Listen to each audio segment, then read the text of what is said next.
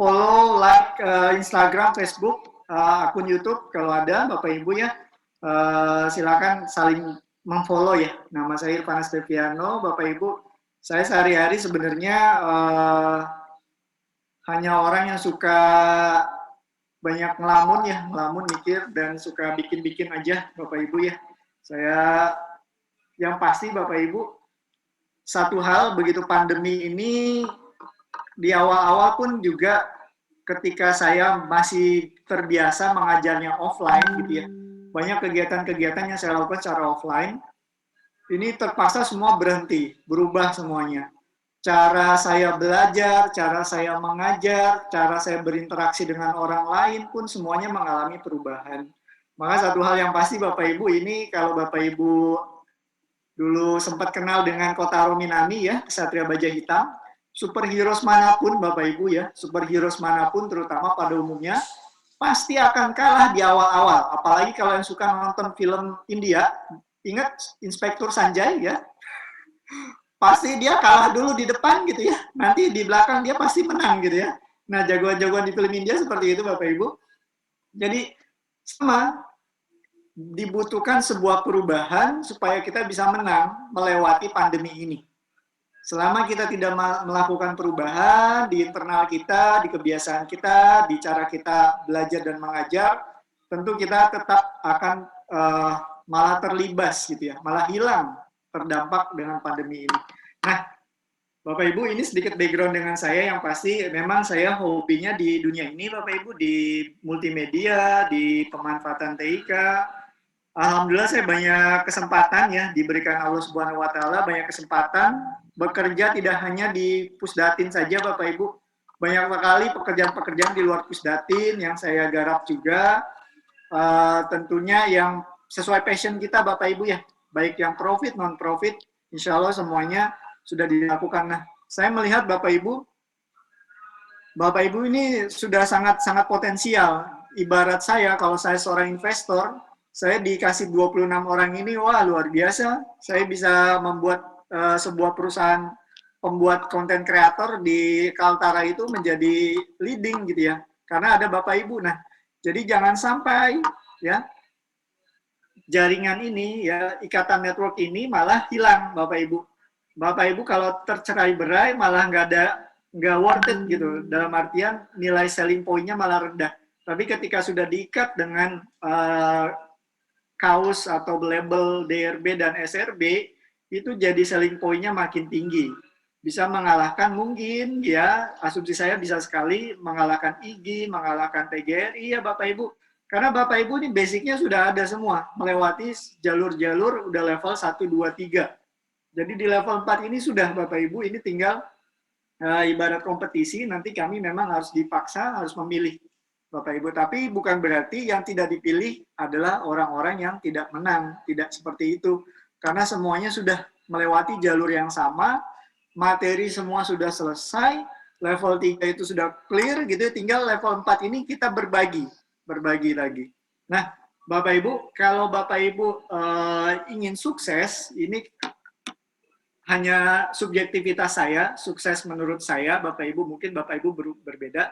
Jadi yang perlu kita lakukan, yang pasti ini Bapak Ibu ya, merubah pola pikir dan kebiasaan. Mindset-nya dulu yang dirubah. Setelah mindset-nya dirubah, baru kita upgrade skill nih.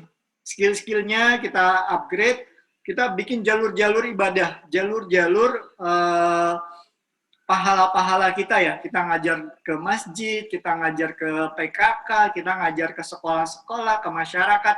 Itu kita buka semua untuk menciptakan omset. Omsetnya itu bisa berupa rezeki, bisa juga berupa yang kesehatan, dan lain-lain Bapak Ibu ya. Nah setelah omsetnya sudah banyak nih, kita sudah banyak menanam. Kita banyak menanam, benih-benih kebaikannya kita tanam, pastinya nanti akan tumbuh menjadi pasif aset. Pasif aset ini antara dunia usaha dan dunia pendidikan saya coba combine gitu ya Bapak Ibu. Insya Allah sama. Jadi ketika asetnya sudah banyak, kita sudah terkenal Bapak Ibu. Bapak Ibu sudah punya branding. Yang pasti sekarang Bapak Ibu sudah bisa membranding diri sendiri. Saya sahabat rumah belajar. Saya duta rumah belajar. Itu kalau dari segi apa ya? bunyi juga sama, kompetensi juga bisa dibilang sama juga Bapak Ibu ya. Nah, sekarang tinggal Bapak Ibu, seperti kemarin analogi saya, Bapak Ibu ini petani dengan bibit yang sama, peralatan yang sama, dengan ladang yang sama luasnya, silakan masing-masing menggarap ladangnya masing-masing dengan caranya masing-masing. Yang sukses adalah yang menggarap, yang tidak sukses tentunya yang malah drop. Ketika dia tidak menang, dia malah menganggap dia drop. Nah, jadi ketika 3 langkah ini sudah Bapak Ibu lakukan, insya Allah Bapak Ibu freedom itu dalam artian kita ikhlas. Freedom itu dalam artian kita menjadi puas, lebih puas terhadap diri sendiri, bisa menerima apapun yang ada di depan. Mau perlakuan orang seperti apapun, kita insya Allah ada di jalan kebaikan. Nah, Bapak Ibu, sebelum kita bisa mencapai ke sana, kita pasti di sahabat rumah belajar DRB ini harus bisa mengoptimalkan emosi dan pikiran, Bapak Ibu ya. Emosi dan pikiran terutama dalam pandemi ini luar biasa ini dampaknya nih. Ini saya izin menyampaikan materi Dr. Aisyah Dahlan, sangat luar biasa materinya, luar biasa, daging semua. Ini banyak ngebantu saya juga kalau lagi ada tantangan, challenge segala macam. Nah, ini yang saya pikirkan Bapak Ibu. Nah, jadi ternyata ya Bapak Ibu dari segi biologi gitu ya, ilmu-ilmu kedokteran, jadi otak itu justru mesin prosesor utamanya. Kalau di komputer kan CPU-nya gitu ya, prosesor unitnya itu otak. Dia kalau kita kasih program-program gitu ya, dia akan menjalankan, memproses dan mendelivernya itu menggunakan sistem saraf. Sistem saraf itu nyambung dari otak terus sampai ke ujung-ujung tubuh kita. Jari, kaki semuanya ada. Jadi apapun yang kita pikirkan di otak ya, apa yang kita rasakan, kita pikirkan, itu semua bagian tubuh merespon. Semuanya direspon. Ya. Mau kesannya negatif, lagi sebel sama orang, gitu ya, direspon juga ke tubuhnya. Akhirnya yang keluar perilaku-perilaku orang tersebut ke orang yang dia sebelin itu akan termanifestasi ya, akan terwujud gitu ya. Seperti simpelnya Bapak Ibu kalau nggak senang sama orang, pasti kelihatan. Bisa dari cara membalas WA-nya, bisa dari cara berkomunikasi dengan orangnya ya Bapak Ibu ya. Itu pasti kelihatan. Nah, saya ingat saja dengan kata Agim, hati-hati Bapak Ibu ya. Tidak membalas WA, tidak membaca WA, itu sudah termasuk sekarang Bapak Ibu ya. Kalau ini kutipan dari Agim, saya quote dari Agim, itu sudah salah satu bentuk dosa zalim kita ke orang lain. Ya. Sekedar, oh nggak ngebaca, sibuk. Salah Bapak Ibu, jangan lakukan itu. Bilang, baik terima kasih, nanti saya balas, nanti saya baca, nanti saya respon. Lakukan seperti itu Bapak Ibu, karena itu menimbulkan di sisi orang yang mengirim pesan, ada rasa sebelnya ada, rasa penasarannya ada, rasa bingung nih kenapa nggak dibalas, padahal udah dibaca, dan sebagainya. Jangan meremehkan orang lain Bapak Ibu. Itu saja prinsipnya ya. Yang saya mau kutip dari situ. Nah, kembali ke sini Bapak Ibu. Jadi di otak itu, di bagian tubuh kita, itu ada pembuluh darah arteri, vena, syaraf, dan limfe. Intinya gini, kalau dari otak sudah bikin proses perintah gitu ya, diperintah gitu ya, kita diperintah oleh otak, tolong kita hari ini lagi senang-senang gitu ya, lagi senang. Nah, disalurkan itu perintah itu melalui selang air tuh ada pembuluh darah itu seperti selang air gitu ya, pembuluh saraf itu kabel-kabel listriknya merespon, lalu pembuluh limfenya itu yang kecil-kecil gitu ya, nah itu semua merespon. Jadi nggak cuma diproses di otak, semua tubuh kita merespon gitu ya, semua bagian tubuh merespon. Nah lucunya gitu ya, itu kan kayak tadi analoginya seperti kabel listrik, padahal begitu kita kupas gitu ya, kabel saraf kita itu sama mirip dengan kabel listrik Bapak Ibu. Jadi terdiri dari serabut-serabut dan terdiri dari lapisan-lapisan yang masing-masing lapisannya punya kegunaan manfaat masing-masing. Jadi Bapak Ibu, apapun yang kita pikirkan, kita bayangkan, kita ucapkan, apalagi sudah terucap tadi Bapak Ibu, semua lesson plan yang sudah terucap itu Bapak Ibu ya. Kalau Bapak Ibu fokus gitu ya, kalau Bapak Ibu benar-benar merasakan itu, otak itu akan merespon. Ya, otak merespon, nanti semua impian-impian Bapak Ibu itu terpancar semua dari bagian-bagian tubuh kita gitu ya Bapak Ibu. Nah, akhirnya Bapak Ibu ketika kita sudah memberikan perintah emosi gitu ya, Bapak Ibu ini dari segi kita breakdown jenis-jenis emosi ya Bapak Ibu ya. emosi itu ada yang negatif, ada yang positif. Nah, jadi kalau kita takut, sedih, kayak tadi nih, misalnya contoh tadi gitu ya, saya belum bikin ini, saya belum bikin PowerPoint-nya nih, ada sedikit rasa takut gitu ya, jangan-jangan nanti dinilainya jelek gitu ya. Nah, itu udah emosi negatif semua Bapak Ibu, emosi negatif semua ya. Ini harus kita buang, kita gantikan dengan emosi yang lebih tinggi lagi, emosi yang zona-zona ikhlas gitu ya, emosi yang positif. Semangat saja udah. Ya, saya belum bikin PowerPoint-nya Pak, tapi insya Allah Pak, nanti saya bikin Pak. Saya semangat banget Pak untuk duta rumah belajar ini, program pembatik ini Bapak Ibu ya. Jadi silakan. Makanya saya Bapak Ibu saya berusaha menyemangati apapun itu Bapak Ibu di sesi-sesi saya. Insya Allah saya coba terapkan karena saya tahu itu ada hubungannya dengan level energi Bapak Ibu. Kalau kita ngerasa tadi takut, itu level energinya kita berada di bawah 200 Bapak Ibu ya. Kenapa ini harus kita perhatikan Bapak Ibu? Semakin kita rendah, semakin kita memandang rendah diri kita, memandang rendah orang lain, kita sombong gitu ya, kita nggak nganggap orang lain, kita berbuat zolim kepada orang lain ya Bapak Ibu dengan tidak menganggapnya gitu ya. Nah Bapak Ibu, jadi itu akan semakin turun level-level energi kita tuh. Ya, semakin turun lama-lama Bapak Ibu malah jadinya sakit Bapak Ibu.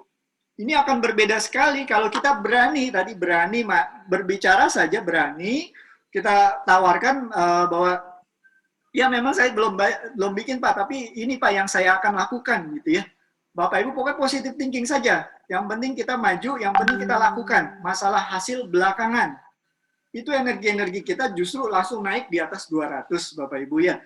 Nah, jadi ini Profesor Hawkins ya, Profesor Hawkins itu selalu, ini udah ahlinya Bapak Ibu ya, udah lama banget, dia bilang justru ketika dia meneliti kebanyakan orang sakit itu, karena di dalamnya ini ada rasa nggak puas, terutama dia nggak puas, entah nggak puas diri sendiri, nggak puas dengan keadaan, nggak puas dengan orang lain gitu ya Bapak Ibu tuh, karena dia merasakan kekecewaan-kekecewaan gitu ya, ada kehilangan dan segala macam itu ada, malah jatuhnya dia sakit Bapak Ibu ya. Makanya saya selalu bilang sudah dinikmatin prosesnya, kita berusaha maksimal, apapun hasilnya kita nikmatin gitu.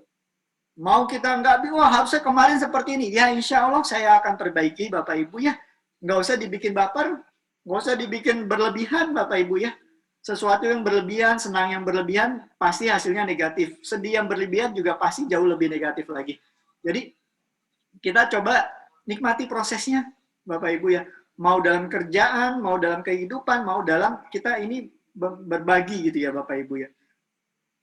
Jadi ketika orang-orang yang ngerasa dia sudah puas dengan dirinya, dia sudah berusaha maksimal, sudah Pak, saya sudah itu energinya itu, frekuensi getarannya itu di atas 200. Jadi semakin dia ngerasa dia puas, semakin dia senang dengan diri dia gitu ya. Dengan itu insya Allah malah jarang sakit. Ini sekarang yang utama Bapak Ibu ya. Jadi jangan sampai stres ngikutin program pembatik ini Bapak Ibu ya. Karena stres itu hubungannya dengan frekuensi energi. Ketika sudah di bawah 200, jatuhnya sakit. Jangan sampai kita sakit di kala pandemi seperti ini, Bapak Ibu ya. Jadi sudah dinikmatin. Prosesnya semua dinikmatin. Usahakan sebaik mungkin. Nah, itu saja, Bapak Ibu. Nah, bagaimana kita caranya, Bapak Ibu, nih saya kembalikan lagi ke Agim gitu ya. Agim kan selalu bilang ya, mulai itu dari diri sendiri Bapak Ibu, jangan berharap. Mohon maaf nih ya, yang sudah punya pasangan kita bisa mengerti kita, yang kita pikirkan tuh, wah harusnya dia tuh pengertian, harusnya dia tuh seperti ini, harusnya ini. Jangan terlalu berharap Bapak Ibu ya, jangan terlalu berharap, oke? Karena itu adanya di luar kemampuan kita, itu di orang lain. Kita susah merubah orang lain itu. Yang bisa merubah orang lain tentunya yang membolak-balikan hati ya kalau dalam Islam Allah Subhanahu wa taala gitu ya. Yang kita bisa lakukan adalah berusaha, berupaya.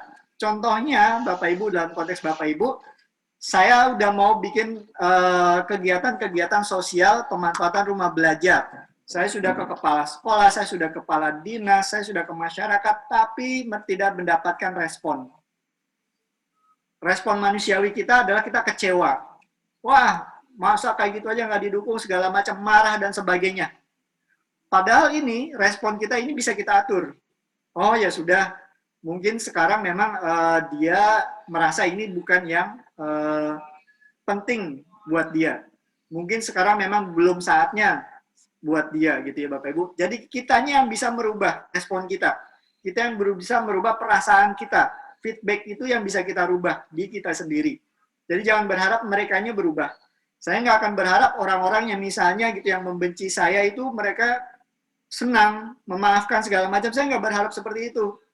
Yang bisa saya lakukan adalah saya menerima, silakan. Kalau dia nggak puas ya silakan gitu ya Bapak Ibu ya.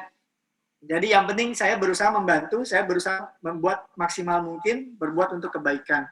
Nah, Bapak Ibu kalau di Islam, Bapak Ibu ini ada antivirusnya, anti responnya itu dengan istighfar.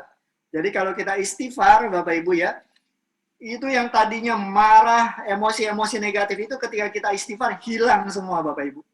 Ya, istighfarnya tapi dilakukan dengan benar ya, jangan astagfirullahaladzim, astagfirullahaladzim, astagfirullahaladzim, enggak gitu Bapak Ibu, tapi sambil ambil nafas. Astagfirullahaladzim. Gitu ya Bapak Ibu ya. Jadi diambil nafas, dikeluarkan. Karena kalau dilakukan dengan teknik yang benar, istighfar itu akan mengeluarkan seluruh karbon dioksida.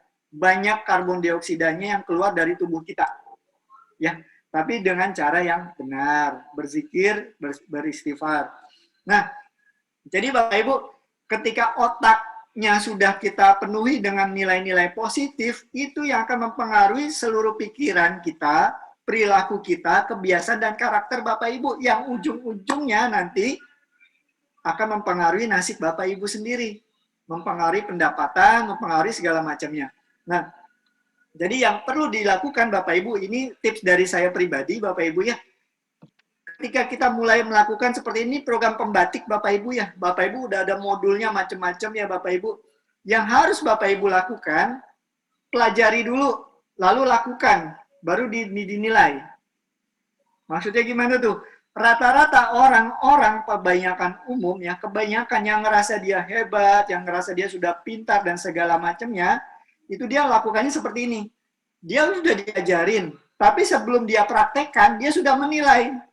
Dia melakukan penilaian dulu nih. Ini nggak cocok, ini nggak cocok, ini nggak bagus, ini nggak bagus. Dia sudah menilai dulu. Yang melakukan penilaian adalah diri dia sendiri. Padahal kemungkinan besar itu salah. Jadi dia baru putuskan. Kalau baik akan dia lakukan, kalau tidak baik tidak akan dia lakukan. Padahal dalam konteks kebaikan, semua ilmu yang kita pelajari seharusnya dipraktekkan dulu, baru kita nilai. Kalau buruk, baru kita tidak lakukan, kita improvisasi. Jadi sekali lagi, pelajari sesuatu, lalu lakukan Bapak Ibu ya. Baru Bapak Ibu menilai, bukan sebaliknya. Belajar menilai dulu, kayaknya nggak cocok sama saya ini Pak. Enggak deh, saya nggak kayak gini Pak. Gitu. Padahal belum dicoba. Padahal belum dicoba Bapak Ibu ya. Nah, kenapa kita harus berbagi Bapak Ibu ya? Pertama, yang pasti ya nih, saya mau selain 3 hal ini ya Bapak Ibu, membagikan diri dan keluarga kita, masyarakat mempunyai keberkahan ilmu, usia, itu jauh lebih penting Bapak Ibu ya. Ya, jauh lebih penting. Nah, saya akan membuka dari konsep fotografi. Ya, ini dari Kirlian fotografi yang selalu dulu awalnya di tahun 39 itu memotret, kalau yang kita kenal itu foto aura ya. Sekarang itu yang canggih-canggih namanya foto aura. Jadi kalau aura kita, tubuh kita foto gitu ya. Ini kalau Einstein saja bilang ya, sebenarnya gitu ya, tubuh kita itu yang fisik ini sebenarnya memancarkan energi. Adalah sekumpulan energi. Itu kata Einstein. Nah, energi itu bisa difoto dengan Kirlian fotografi ini yang kita sebut dengan foto aura. Jadi kalau kita memoto diri kita gitu ya, itu akan terpancar sinar-sinar energinya. Jadi tubuh kita ini memancarkan energi gitu ya. Nah, nggak cuma tubuh kita, tapi tumbuh-tumbuhan, buah-buahan, makhluk hidup lainnya pun sama, melakukan hal yang sama. Dia memancarkan energi-energinya. Nah, benda mati sama juga benda mati. Jadi benda-benda handphone yang sering kita pegang-pegang, kunci, semacam-macam itu semua energi kita terserap oleh dia. Jadi energi yang dipancarkan dari kita berpindah ke barang-barang mati yang sering kita gunakan. Nah, hal ini Bapak Ibu, kalau biasanya kan ini ada yang foto aura ya. Hal ini kita bisa foto diri kita itu kadang ada yang warna biru, ada yang orange, segala macam itu beda-beda. Setiap orang tuh beda-beda energi yang dipancarkannya. Bisa juga tergantung dengan pikiran dia, kebiasaan dia, dengan otak itu diprogramnya biasanya untuk apa. Uniknya Bapak Ibu, setiap kita berdoa dengan posisi tangan seperti ini ke atas ya, energinya itu ya terpancarnya ke atas malah Bapak Ibu. Energinya itu kalau yang ini foto di sebelah kiri kan dia seperti gumpalan bola energi di sekeliling kita. Tapi ketika kita berdoa begini Bapak Ibu ya dengan tangan seperti ini, begitu di foto itu energinya memancar ke atas kayak sinar gitu ya, buat laser ke atas. Nah ini mungkin kali ya ada riwayat-riwayat kalau berdoa mengadakan tangan gitu ya. Ternyata begitu dilihat energinya malah terpusat. Jadi fokus gitu sinarnya. Nah, Bapak Ibu, ketika kita bersedekah bisa menggunakan rupiah, bersedekah bisa menggunakan ilmu, bersedekah menggunakan waktu kita, ya Bapak Ibu itu energi yang kita pancarkan ketika kita melakukan sharing berbagi ilmu, Bapak Ibu ya, itu energi yang dipancarkannya lebih dahsyat lagi, semakin kuat lagi, gitu ya, semakin kuat. Kalau saya nggak salah dengar, itu bahkan bisa sampai radius kilometer gitu ya. Entah berapa kilometernya tapi bisa gitu Bapak Ibu. Terpancar sinar energinya itu. Ketika kita ngerasa kita benar-benar puas dengan diri kita melakukan kebaikan, kita bersedekah dan sebagainya itu puasnya terpancar Bapak Ibu. Nah, Bapak Ibu, jadi hal ini perlu kita lakukan dulu ya Bapak Ibu ya. Sebelum kita mulai masuk, ini kita mau berinteraksi dengan siapa. Jadi bekali dulu diri kita sendiri, bekali dulu dengan rasa-rasa yang positif, dengan energi-energi yang positif, bekali dulu kita sebelum kita merubah orang lain, sebelum kita memaparkan kebaikan-kebaikan kepada orang lain. Itu yang saya selalu katakan harus terpancar Bapak Ibu. Terpancar. Bagaimana orang akan melihat ada pancaran energi-energi positif dari Bapak Ibu kalau Bapak Ibu tidak semangat. Ya. Nah, jadi kita kan ingin berbagi kebaikan. Nah, kita harus fokus juga, ya Bapak Ibu, yang mau kita bagi itu siapa? Guru ke guru atau guru ke siswa? Masing-masing punya cara pendekatan berbeda-beda. Nah, contoh nih Bapak Ibu, sebelum berbagi, ini ada dari Everett Roger ya. Dia membagi orang-orang itu dalam, ini 3 kategori besar. Ada yang inovator, itu orang-orang yang misalnya Bapak Ibu ya, sebelum kita baru ngomong saja, Pak, saya mau melatih guru-guru tentang rumah belajar. Sebelum kita berbicara kalimat yang lainnya, dia sudah langsung bilang setuju, saya dukung. Nah, orang-orang itu adalah orang-orang yang inovator, yang awal-awal pasti dia selalu menerima. Influencer, atau kalau sekarang bahasa jadi kesannya negatif gitu, buzzer gitu ya. Nah, ini orang-orang ini yang kita perlukan Bapak Ibu di kondisi-kondisi sekarang Bapak Ibu saat ini. Ya. Jangan Bapak Ibu nyari orang-orang yang justru udah diajarin susah berubah. Dikasih tahu berkali-kali, diajak-ajak terus nggak pernah datang. Ya.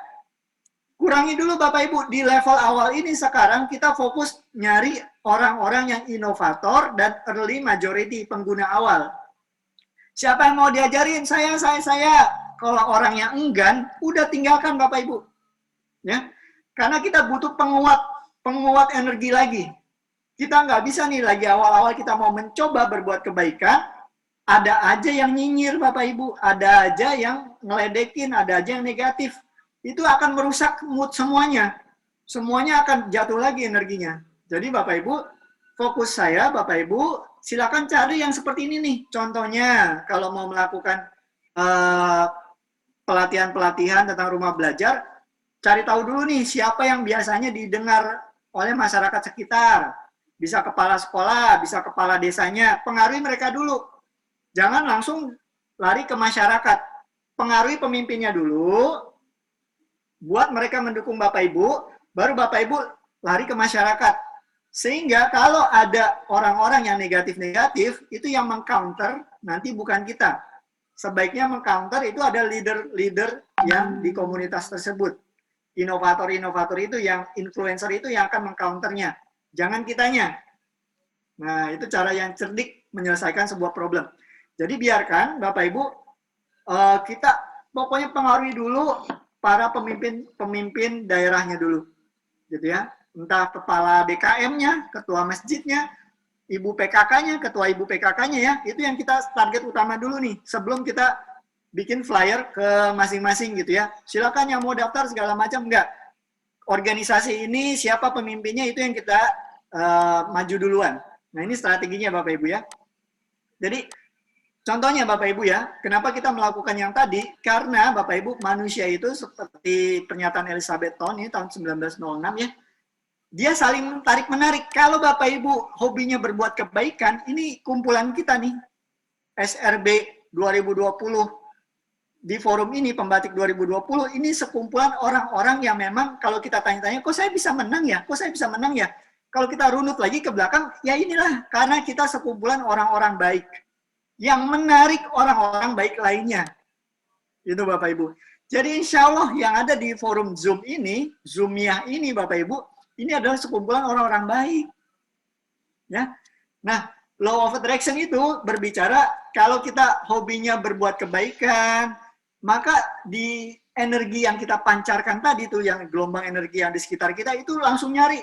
Oh, yang hobinya sama berbuat kebaikan siapa sih? Oh, ketemu lagi Pak Irfan, ketemu lagi Pak Kusnandar, ketemu lagi Mbak Marta, Pak Mastan, Pak Eri, Pak Andreas, semuanya diketemukan.